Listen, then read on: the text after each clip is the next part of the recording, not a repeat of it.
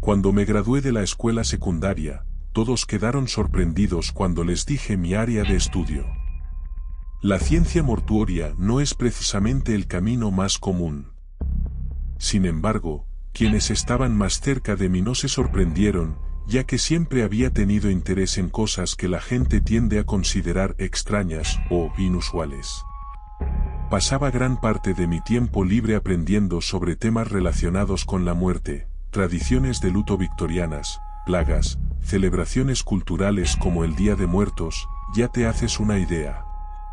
Mi sueño era abrir mi propia funeraria algún día. Disfrutaba de la soledad y la naturaleza sencilla de trabajar con los fallecidos.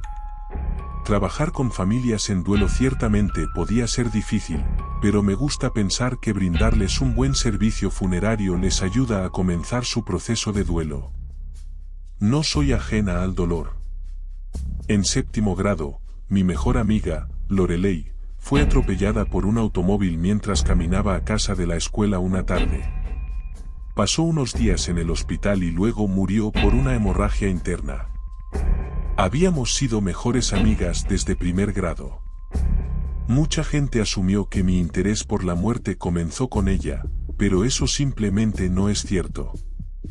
Siempre me había fascinado la muerte desde que tengo uso de razón, y Lorelei era una de las pocas personas que no me hacía sentir como un bicho raro por eso. Recuerdo haber ido a su funeral y haberle hecho algunas preguntas al director de la funeraria. En el sombrío camino de regreso a casa, anuncié a mis padres que quería trabajar en una funeraria. Ellos asumieron que era una fase durante el primer año o 2. Tuve la suerte de encontrar trabajo enseguida en una funeraria local, Servicio Funerario Hughes. Mi jefe, Scott, era un oficial naval retirado que dirigía el negocio con mano firme, tenía procedimientos muy detallados que debían seguirse al pie de la letra. Mis compañeros de trabajo a menudo encontraban esto molesto, pero a mí no me importaba. Hacia el final de mi capacitación, que se llevó a cabo durante el día y la tarde, Scott me preguntó qué me parecería trabajar en el turno nocturno a la noche siguiente. Asentí y le hice saber que estaría bien. Scott parecía tenso y un poco escéptico de mi respuesta. Trabajar de noche aquí no es como en la mayoría de los lugares donde puedes simplemente holgazanear porque el jefe no está presente, me advirtió. Si crees que hay muchas reglas que seguir durante el día, realmente te espera una sorpresa por la noche. ¿Crees que puedes manejar eso? Hice todo lo posible para tranquilizarlo, asegurándole que me tomaba el trabajo muy en serio y que haría todo lo que me pidiera. Al salir, me dio un sobre y me aconsejó que lo tuviera a mano siempre que trabajara de noche. Me dijo que lo leyera completo antes de entrar a las 10 de la noche para mi primer turno nocturno. Cuando llegué a casa esa noche, saqué el sobre y comencé a leer. Las reglas eran las siguientes. Al comienzo de tu turno, coloca monedas sobre los ojos de los difuntos. Asegúrate de completar esta tarea antes de las 11 de la noche. Luego, apoya la puerta de la morgue para que quede abierta. Si en algún momento escuchas caer una moneda, enciérrate en el armario de limpieza hasta la medianoche. A medianoche, ve directamente a la morgue y asegúrate de que todo esté en su lugar. Mantén la ventana junto a la oficina principal abierta. Un gato negro entrará en algún momento durante la noche. Cuando llegue, dale una golosina del tarro que está en el escritorio. Cuando haya terminado, caminará hacia el estante vacío de la morgue en la parte inferior izquierda. Nunca pongas un cuerpo en este estante. No molestes al gato una vez que se haya dormido. Es probable que permanezca allí hasta la mañana. Deja la ventana abierta para que pueda irse cuando esté listo. No seguir alguno de estos pasos hará que una mujer alta y pálida deambule por el interior del edificio llamándolo. Esto progresará rápidamente a llantos y gritos si no puede encontrar al gato. Los gritos continuarán durante el resto de la noche. En algún momento antes de la medianoche, aparecerá un hombre con uniforme de marinero en el pasillo, mirando el reloj. Hablará y murmurará para sí mismo.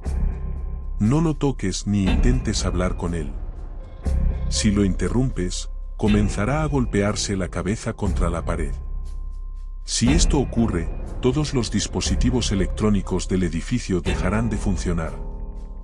Esto es permanente y todos necesitarán ser reemplazados. Si comienzas a oler humo, no entres en pánico. Es poco probable que el edificio esté en llamas. Pasa por la sala mortuoria para ver si hay una familia sentada allí, un marido, una mujer y 2 niños pequeños.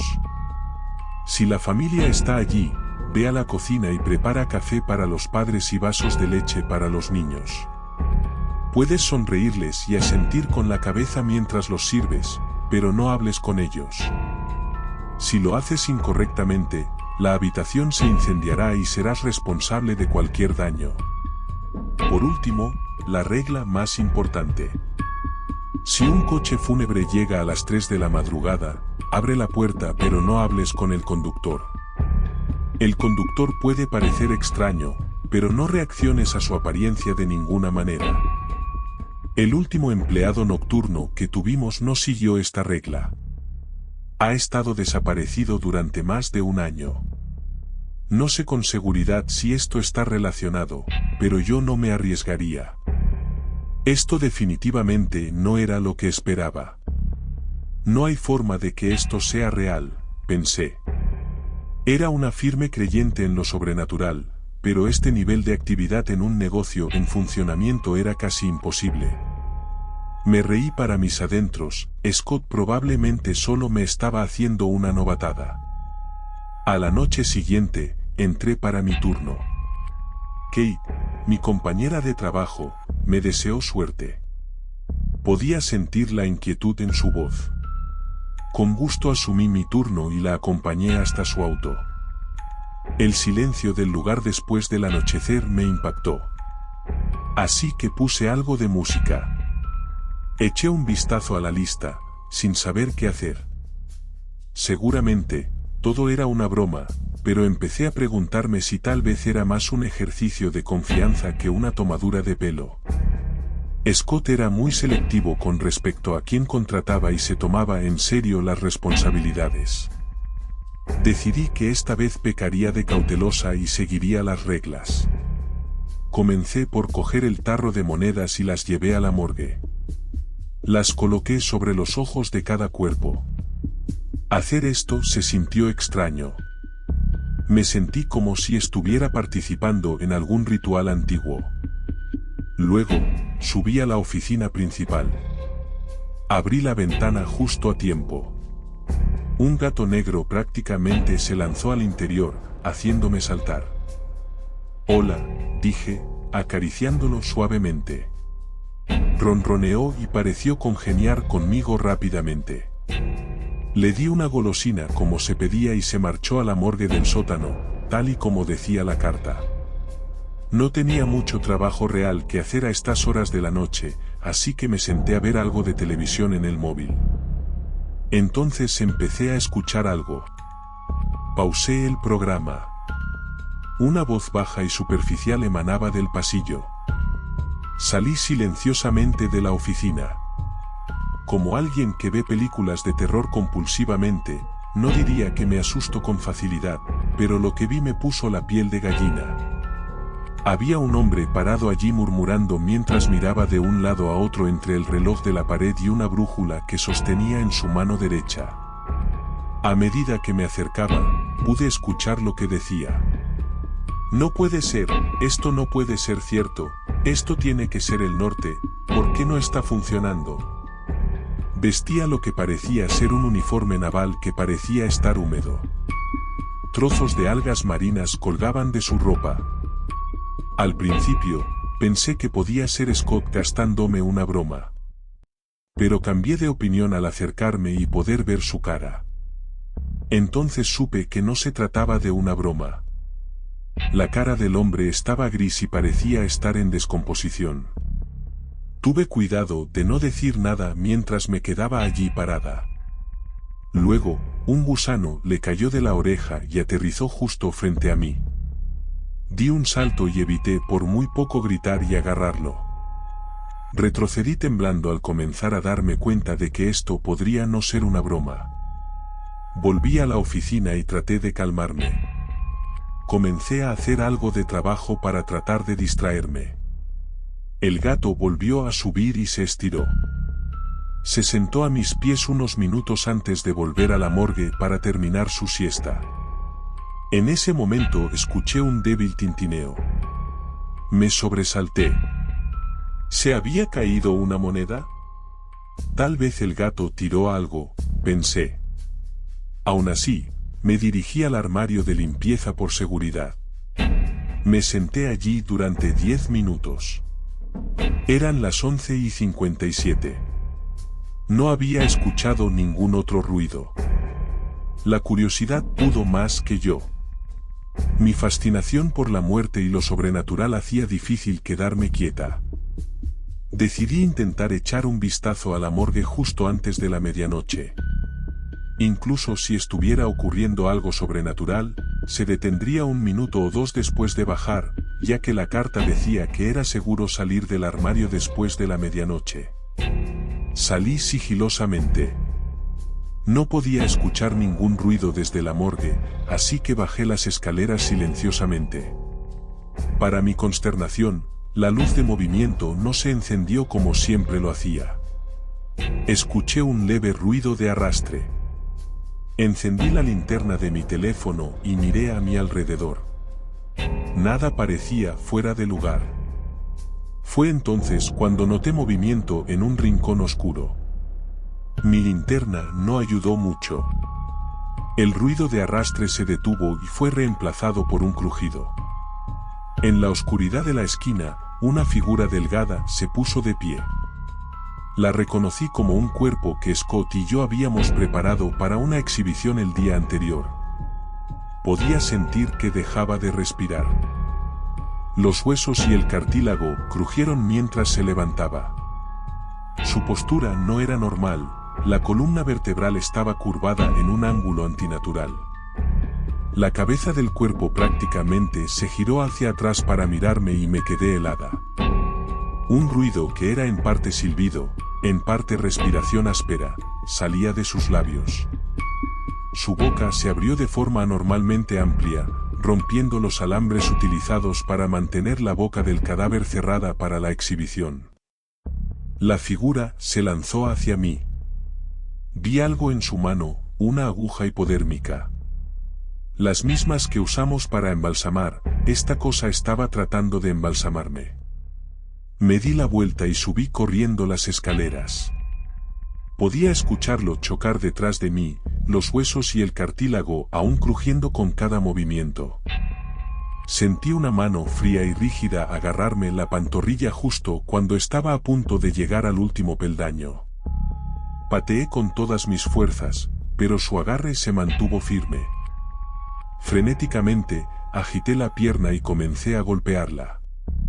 Entonces algo cambió. Su agarre se aflojó y vi que su cuerpo se relajaba. Miré la hora, y era medianoche. Me tomó más de una hora asegurarme de que todo volviera a su lugar en la morgue. Lo que experimenté esa noche me hizo cuestionar todo lo que creía sobre la muerte y lo sobrenatural. Volví arriba para tomar un descanso. Estaba comiendo mi almuerzo cuando empecé a oler a humo. Revisé la lista. Al pasar por el salón, vi a una familia sentada allí como se prometió. La esposa era una mujer encantadora que parecía tener unos 30 años. El marido era alto y tenía ojos amables. Había un niño y una niña. Ambos aparentaban tener 5 o 6 años y estaban jugando a algún tipo de juego de mesa, riéndose y hablando juntos. Entré en la cocina para preparar café.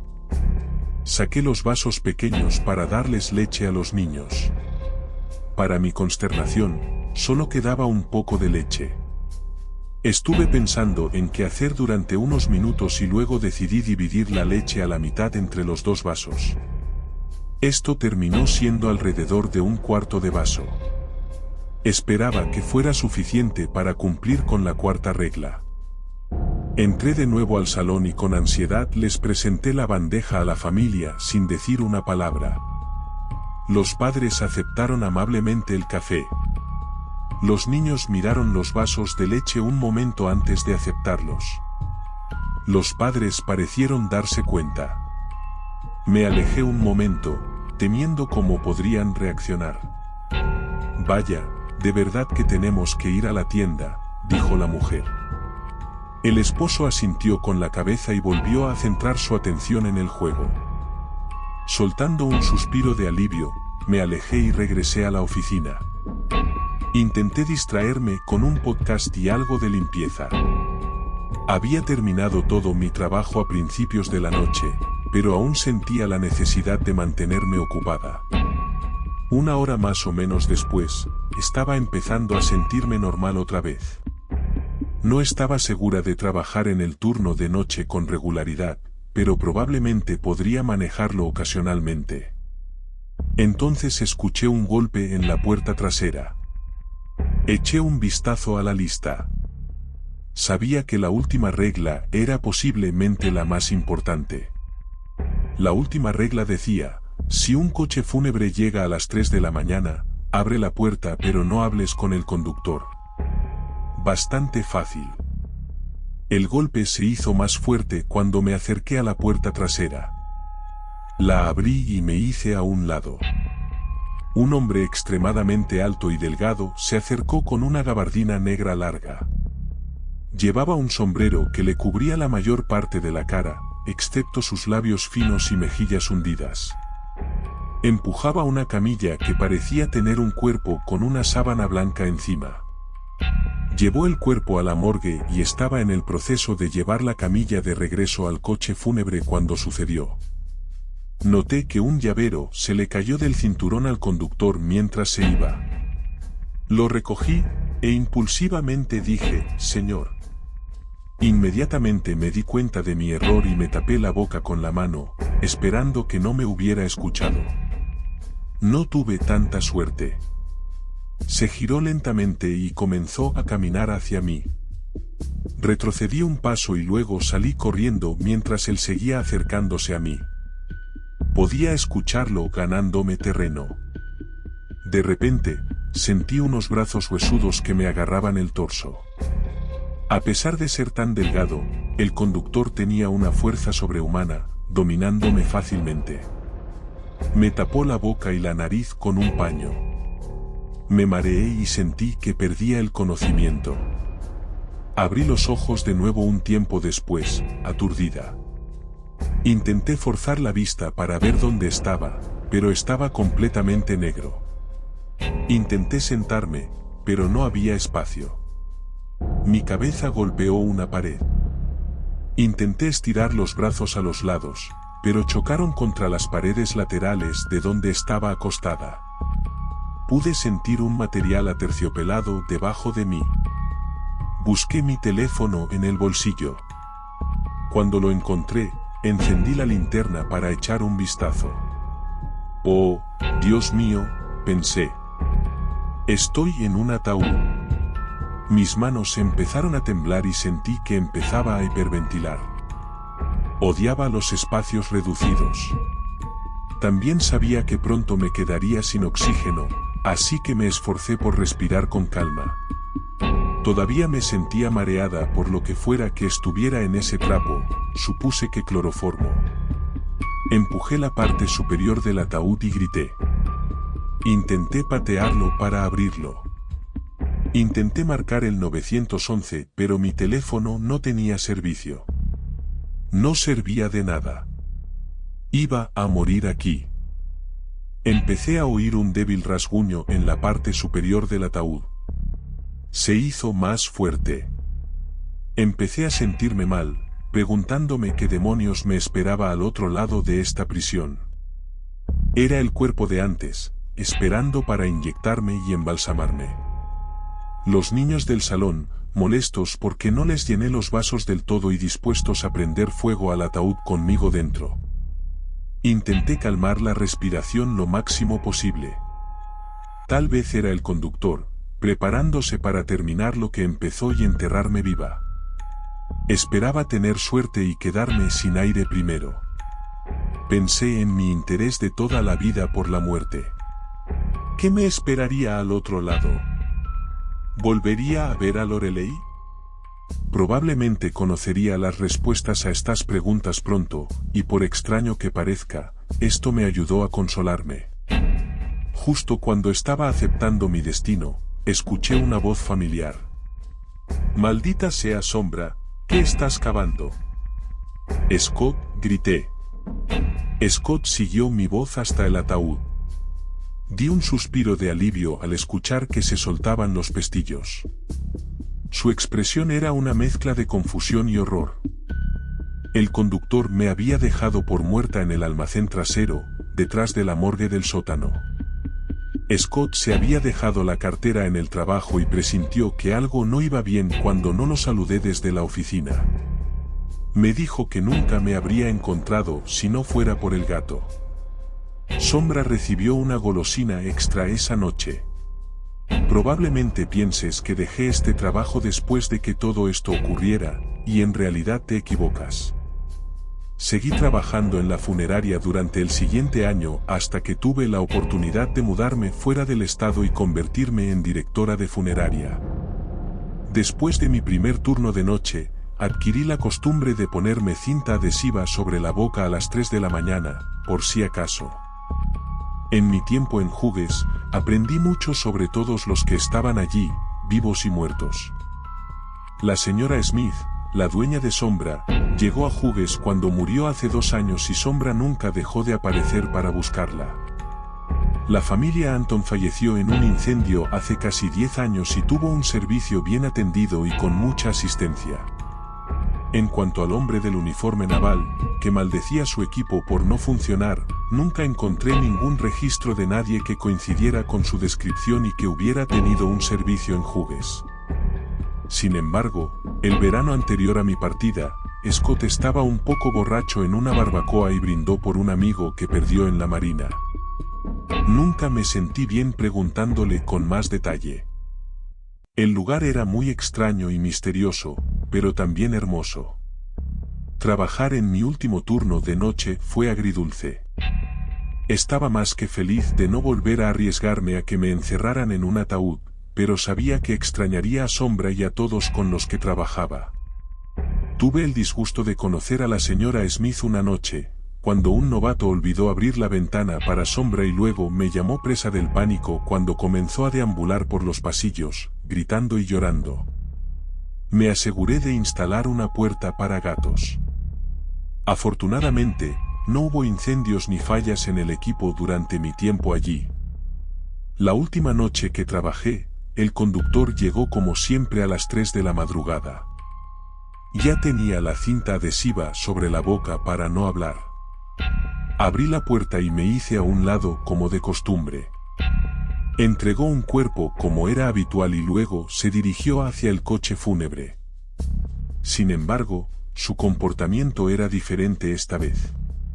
Sus movimientos eran mucho más lentos y se detuvo para mirarme antes de irse, algo que nunca había hecho. Sus ojos rojos y amarillos me atravesaron. Sentí un escalofrío en la columna vertebral. Esto no debería estar pasando, pensé. Nunca habíamos tenido ninguna interacción, excepto la vez que hablé por accidente.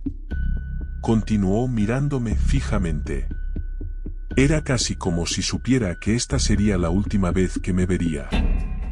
Pude sentir una fuerte emoción en su expresión, intuí que era ira o culpa.